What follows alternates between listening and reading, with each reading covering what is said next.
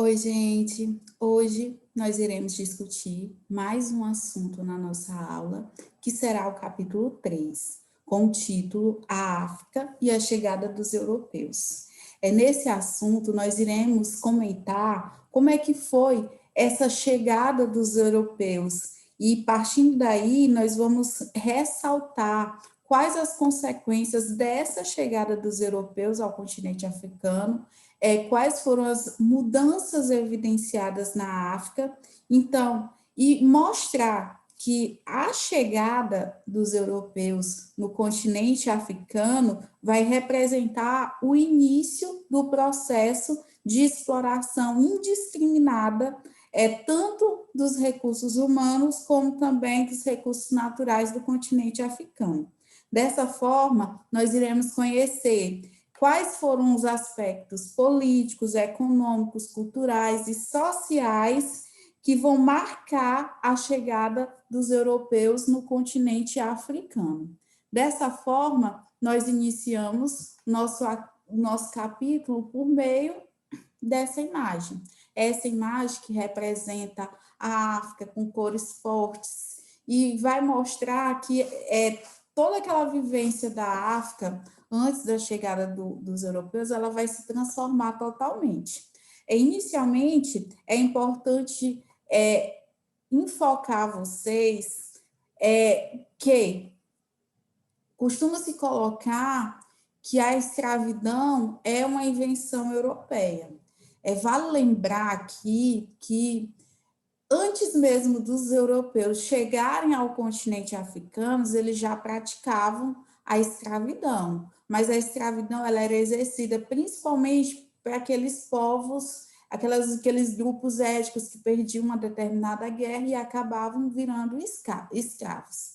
Dessa forma, nós vamos iniciar como era a África antes da chegada dos europeus e como ela se transformou com a chegada dos europeus. Daí, nós temos o século XV na África. Os europeus, quando eles começaram a explorar o continente africano, eles tiveram contato com povos de culturas e modos de vida bastante distintos. E daí, a gente já lança a nota dizendo o seguinte, que não é porque nós vivemos em um determinado continente é que nós vamos ter a mesma cultura, o mesmo modo de vida. Na África, ela mostrou ser um continente com bastante diversidade cultural, onde as várias etnias possuíam culturas e modos de vida diferentes. Então, a chegada dos europeus na África, eles já vão evidenciar esses aspectos, ou seja, várias etnias, vários grupos culturais que tinham modos de vida distintos. E também esses grupos, eles tinham também formas de organização social bastante diferentes. Existiam sociedades africanas patriarcais, isto é, o que é uma sociedade africana patriarcal? É uma sociedade que estava organizada em torno da figura masculina.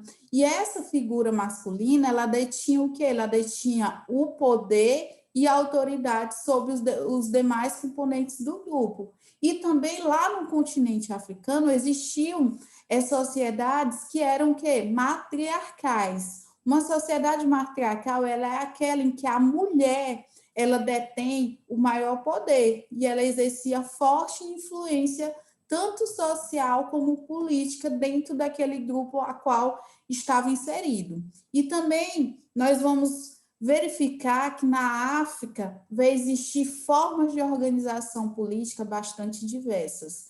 Daí vai existir organizações políticas restritas a pequenas aldeias e também vai existir lá na África grandes impérios que vão ser estruturados politicamente.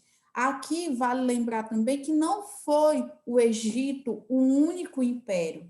O Egito é uma das sociedades africanas mais estudadas, mas além do Egito existiram outras sociedades africanas. Organizavam-se a partir da fidelidade ao chefe e às relações de parentesco.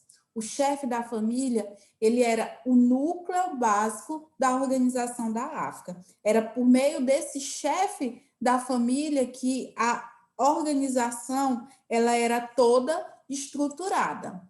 Partindo, nós vamos comentar um pouco a respeito da escravidão na África. Como é que era essa escravidão na África? Ela existia ou ela chegou somente com os europeus? No século XV, a escravidão ela era presente em várias sociedades africanas. Então, daqui a gente já tira. Não, a escravidão não é invenção só dos europeus. Esses povos africanos eles já praticavam a escravidão. Entretanto, o que vai modificar? Vai modificar a forma como a escravidão vai ser feita e vai ser realizada. Por quê? Porque ela vai virar um negócio, ela vai virar um comércio.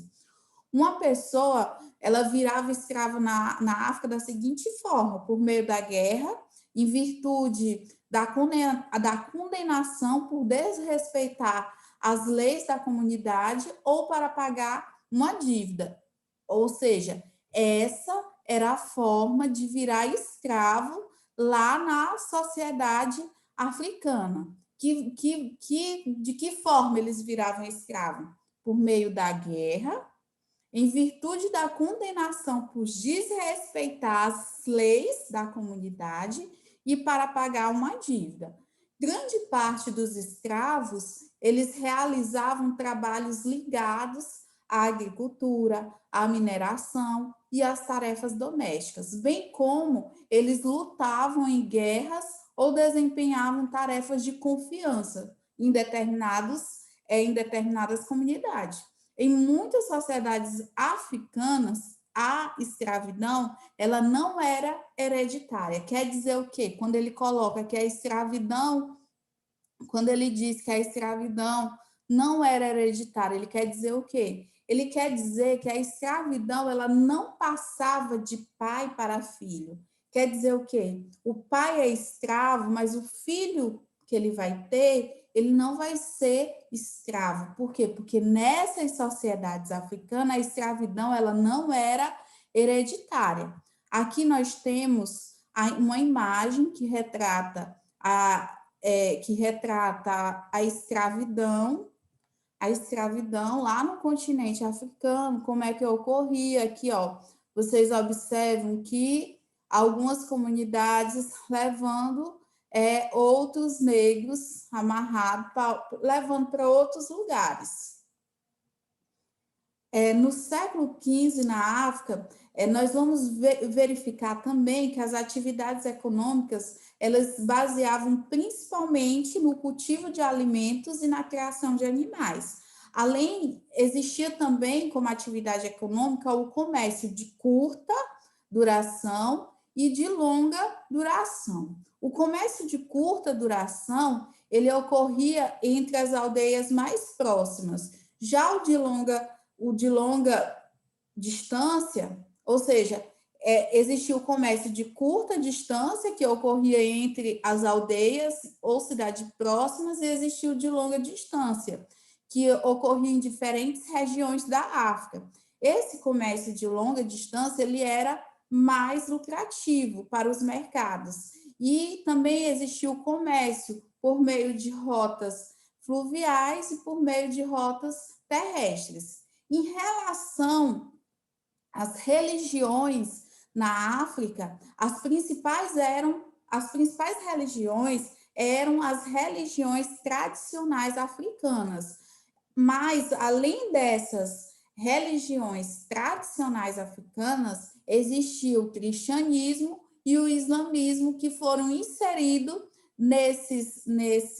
no continente africano, ora pelos muçulmanos e também o cristianismo, no caso, pelos europeus. Essas religiões tradicionais africanas, elas se baseavam na relação do mundo natural e do mundo sobrenatural. O mundo natural, ele era o mundo dos homens, o do sobrenatural era o mundo dos deuses e dos espíritos. E esses deuses e espíritos, eles influenciavam a vida cotidiana, as decisões políticas, as relações sociais e as regras de convivência.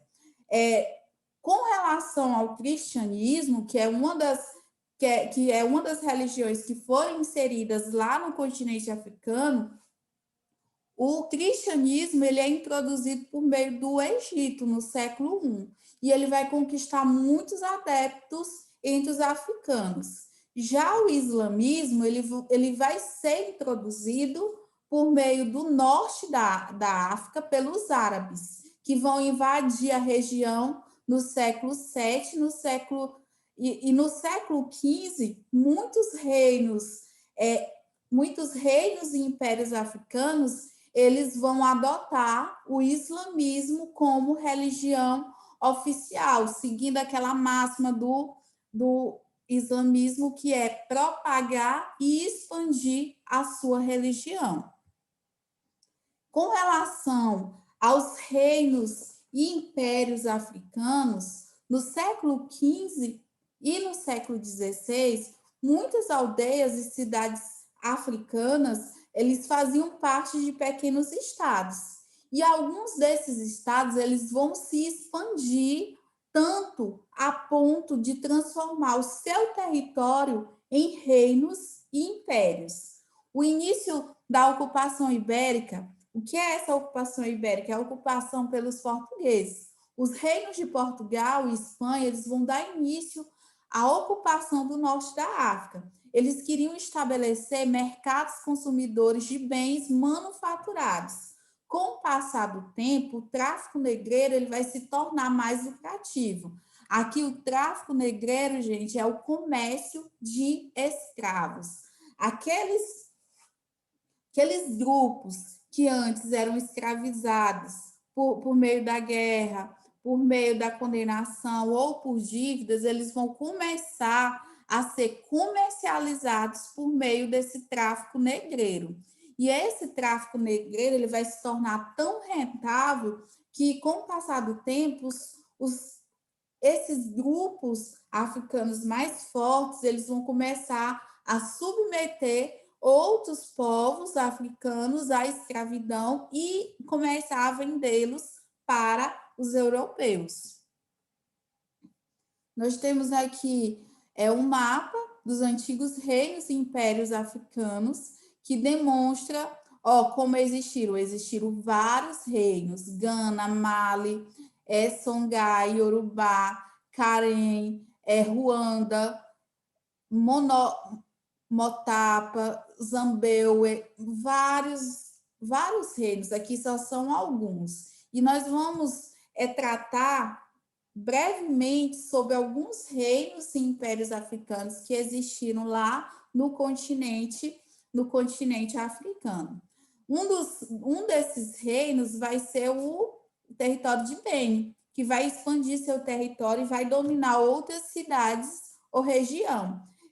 Esse reino ele vai prosperar por causa da atividade mercantil, onde eram comercializados peixe seco, o sal, o dendê e tecidos e cobres. Já o reino de Muna Motapa, ele vai prosperar por causa do intenso comércio com os Soares e os portugueses.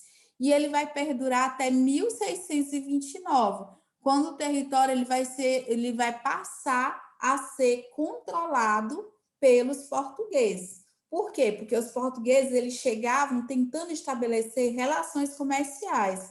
Ele tentava chegar e fazer acordo com os chefes desses reinos, mas com o passar do tempo, tanto os portugueses como os europeus, eles começavam a impor e a controlar esses reinos. Eles submetiam os reinos à sua vontade. O próximo reino é o reino de Marrocos. A maioria era muçulmanos, da etnia Bembere. Mesmo sofrendo ataque de portugueses e otomanos, conseguiram se manter independente e expandir seu território em direção ao rio Níger. Passou a dominar rotas transarianas, ou seja, o Marrocos, ele fazia parte, a maioria do Marrocos, eles eram muçulmanos, a maioria também adotava a religião islâmica, e eles conseguiram resistir ao domínio dos portugueses e eles expandiram as rotas, eles passaram a dominar as rotas transarianas. O Império Otomano são os descendentes de turcos islamizados que eram originários lá da Ásia Central. Esse Império Otomano ele durou até 1923, quando uma revolução instaurou uma república na Turquia que passa a controlar a região da Anatólia até os dias atuais. A Etiópia, o reino da Etiópia, como é que ocorria? Os etíopes eles sofriam um ataque dos povos islamizados. Para vencê-los, eles vão fazer o quê? Eles vão se aliar aos portugueses recém-chegados na região. Apesar do contato com os portugueses católicos, a comunidade manteve sua tradição ligada com a igreja copta, ou seja, eles mantiveram o culto à sua religião, às religiões tradicionais. Ainda sobre os reinos africanos, nós vamos comentar um pouco sobre o reino de Congo. No século XV, as regiões norte e sul do Congo elas eram habitadas por diferentes povos, entre eles os bantus. O reino do Congo ele foi formado a partir da aliança com esses povos.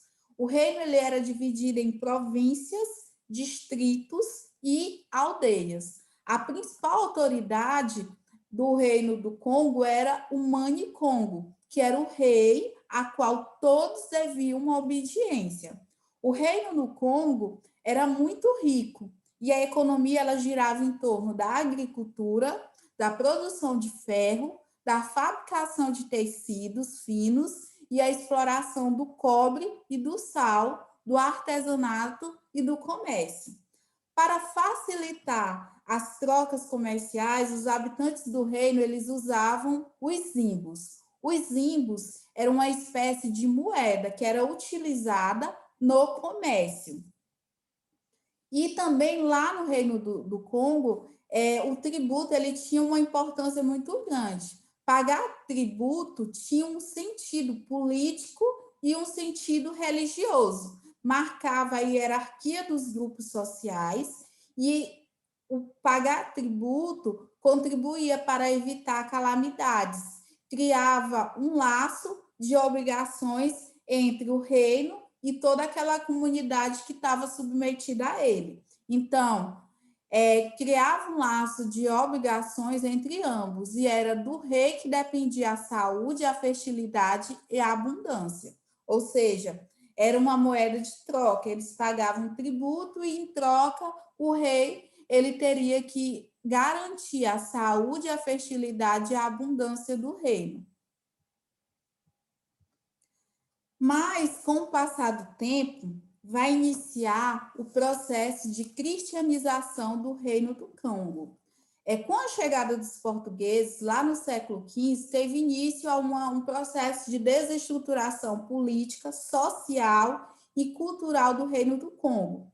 Os portugueses eles vão buscar metais preciosos e abrir novas rotas comerciais, mas afirmavam que tinham como único objetivo disseminar a fé cristã a todos os povos.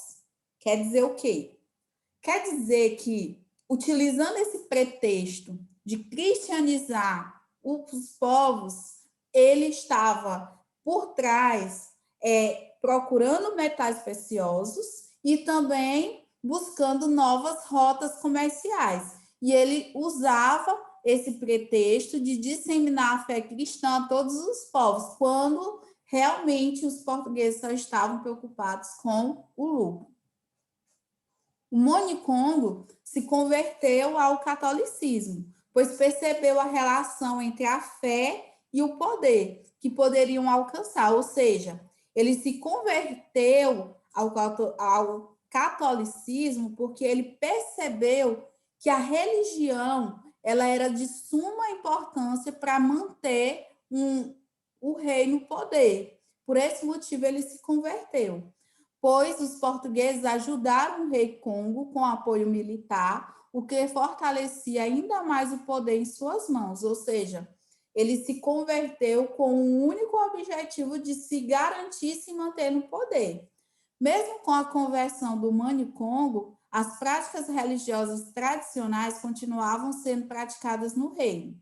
Os rituais e símbolos católicos foram adotados pela população, porém com significados próprios. Exemplo, a missa era uma forma de cultuar os ancestrais, que eram considerados sagrados. As igrejas, elas eram construídas próximas aos túmulos dos antepassados e indicava a integração entre os costumes católicos e os rituais tradicionais congoleses. O que vai acontecer? Aqui a gente verifica um processo de intercâmbio cultural, onde a cultura dos portugueses, a cultura católica começa a se entrelaçar com a cultura e os valores do Congo, ou seja, vai existir aqui uma mistura dessas culturas. Com esse processo da chegada dos europeus na África, principalmente dos portugueses, no decorrer do século XV, os portugueses eles vão intensificar a exploração da costa atlântica africana. Qual era o objetivo inicial? O objetivo inicial era o quê? Era descobrir as fontes de ouro e os mercados que os mercadores muçulmanos transportavam. Para isso, os portugueses eles passaram a atacar algumas aldeias e também eles passaram a capturar os africanos para a escravização. Devido à resistência, o número de cativos ele era pequeno, ou seja, nesse primeiro momento, os portugueses eles não conseguiram aumentar o número de escravos, devido ao quê? Devido à resistência dos povos africanos em relação ao domínio português. Entretanto, os contatos comerciais relativamente pacíficos trouxeram melhores resultados, compra de escravos e aquisição de outros produtos, sobretudo ouro. Ele percebeu que ele não estava conseguindo isso por meio do conflito, por meio da guerra, por meio de impor sua cultura. Então, o que ele vai estabelecer? Portugal ele vai estabelecer relações comerciais com esses povos. E por meio dessas relações comerciais, ele vai passar a conhecer o território, ele vai passar a comprar escravos, ele vai passar a adquirir outros produtos e também o ouro. E ele vai fazer isso tudo por meio do sistema de feitorias. As feitorias, elas eram entrepostos comerciais que eram fortificados em regiões litorâneas. Ou seja, era como se fosse uma base do comércio de Portugal, situada no litoral, onde eram bastante fortificadas, protegidas contra, principalmente, para evitar ataques. Construíram em Bruges e na Tuérpia, regiões de rica produção artesanal e onde o comércio era bastante movimentado. Foi no processo de expansão marítima portuguesa pela costa atlântica que as feitorias elas adquiriram grande importância militar e econômica. Elas recebiam era o local onde o comércio ele era realizado, era lá nas feitorias, que era uma forma de garantir o lucro e também se proteger. Por quê? Porque a feitoria era entrepostos comerciais bastante fortificados, que visava proteger os produtos comercializados, o ouro arrecadado. E o objetivo das feitorias era o quê? Era atrair para o litoral as atividades mercantis desenvolvidas no interior do continente. E com isso, tinha o objetivo de fazer o quê? Controlar o comércio de mercadorias que iriam para as rotas transarianas, estabelecendo um comércio monopolizado e militarmente defendido pelas feitorias. Então, esse era o principal objetivo das feitorias. atrair para o litoral, para aquela área dominada por Portugal, todas as atividades desenvolvidas, todas as atividades comerciais desenvolvidas no continente africano. E também ele controlava o comércio de mercadorias, ele controlava as rotas, acabou controlando as rotas transarianas, porque ele controlava o que iria para essas rotas transarianas. E com isso ele estabelece um monopólio do comércio por meio, ele estabelece tanto o monopólio como a defesa dessas feitorias. Aqui nós temos como era a feitoria, aqui, ó, observe que era protegida na região litorânea, onde era mais fácil também de evacuar os produtos que eles compravam para Portugal, o ouro que eles compravam e levavam para Portugal. Mais uma vez, mapa português destacando a localização da Costa da Mina, onde localizava a feitoria de São Jorge da Mina. Posteriormente, fundaram-se mais entrepostos comerciais, ou seja, é um entreposto comercial fortificado. Dentre as principais feitorias construídas, destacam-se a de Arguim, costa da atual Mauritânia, em 1445, e de São Jorge de Minas, costa atual de Gana. O objetivo das feitorias era vender os produtos portugueses em troca de ouro, especiarias e escravos. Nós temos aqui mais um mapa que fala dessas feitorias que eram construídas no litoral com o objetivo de levar o comércio do interior da África para a região litorânea, fazendo com que Portugal controlasse toda essa atividade comercial. Então, sobre a África e a chegada dos europeus, o que nós tínhamos para discutir era isso, mostrar que a chegada dos europeus na África contribuiu para um processo de desestruturação social, econômica, política e cultural dos reinos e impérios africanos.